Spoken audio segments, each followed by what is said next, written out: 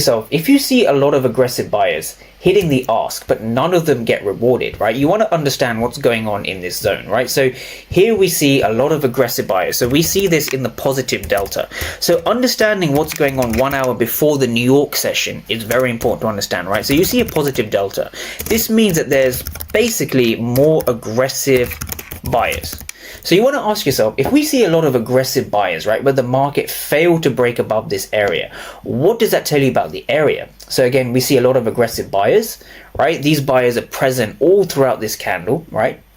So aggressive buyers that are not being rewarded simply means that passive sellers are at this zone. So this zone is being supported by passive sellers, right? So one thing to understand as basic knowledge is that passive sellers drive price lower and passive buyers drive price higher. So where you see passive participants in the market, this simply means that those participants are in control. So we know that passive sellers are at this area, and therefore we know sellers are in control, right?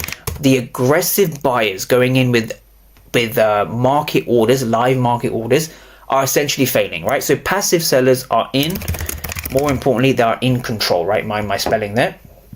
Passive sellers are in control. So now we have a 15-minute fair value gap. What we need to understand is there's only two things that can happen inside of the 15-minute fair value gap.